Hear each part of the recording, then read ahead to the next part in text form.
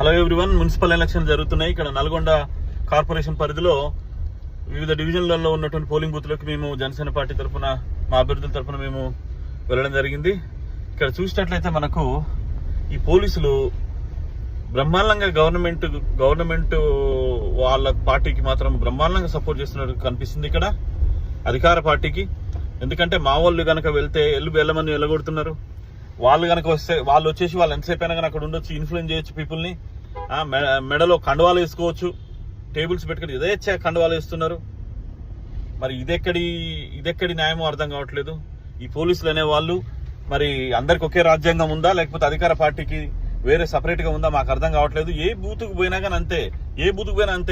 వాళ్ళు మాత్రం వచ్చిన వాళ్ళని రిసీవ్ చేసుకోవచ్చు, చేయొచ్చు. కానీ అదే గనక మన పార్టీ వాళ్ళు, జనసేన పార్టీ వాళ్ళు ఇట్లా పోతే మాత్రం పంపించేస్తున్నారు. వెళ్ళాలి మీరు ఇక్కడ ఉండొద్దు అని దూరంగా పంపించేస్తున్నారు. క్లియర్ కట్ గా కనిపిస్తున్నాయి. కండువాలు మెడలో వేసుకుంటున్నారు యథేచ్ఛగా. అంటే ఏ ధైర్యంతో చేస్తున్నారు? పోలీస్ వ్యవస్థ అనేది కంప్లీట్ గా అవుట్ అండ్ రైట్ అధికార పార్టీకి పనిచేస్తున్నట్టుగా కనబడుతుంది. క్లియర్ కట్ కనిపిస్తుంది నల్గొండలో. దయచేసి మీరు అందరినీ ఒకేలా చూడాలి. రాజ్యాంగం అందరికి ఇచ్చింది హక్కు. ఒక పార్టీకే మీరు కొమ్ము కాయకండి. ఈ రోజు ఉంటుంది, రేపు పోతుంది అధికార పార్టీ. కాబట్టి అందరికీ ఒకే సమన్యాయం ఉండాలి.